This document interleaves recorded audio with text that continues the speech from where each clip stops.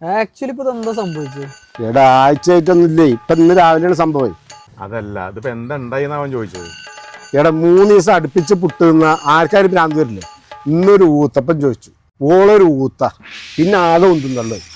അതിൽ പിടിയും വലിയിലും ഉള്ള മാലേണ്ട് പൊട്ടി. അതിനത് മുക്കല്ലേ? മുക്കാണ് തന്നെ എന്നോടും പറഞ്ഞിരുന്നത്. പക്ഷെ അത് ഉള്ള വാപ്പ് പഠിച്ചെടുത്ത സ്വർണ്ണാത്രേ. ഒന്നുമില്ലെങ്കിൽ ഇത് നേരാക്കി കൊടുക്കണം, ഇല്ലെങ്കിൽ വേറെ മാറ്റി കൊടുക്കണം. ഇത് രണ്ടും നടന്നില്ലെങ്കിൽ ഊത്തപ്പം പോയിട്ട് മൂത്തപ്പാനായിട്ടേ വരാൻ പോകണം.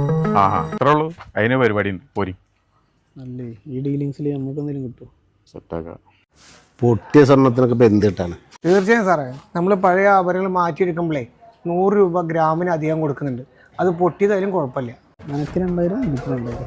അത് മാത്രമല്ല, ഡെയിലി വെയർ ആയാലും വെഡിങ് കളക്ഷൻ ആയാലും 2% മൂല്യമുള്ള പണിക്കൂലി. ഈ ആഴ്ച ഞങ്ങളുടെ വെഡിങ് ആനിവേഴ്സറിയാണ്. 2000 എടുത്താൽ രണ്ടാൾക്ക് 1 ഉറുപ്പിക കിട്ടും.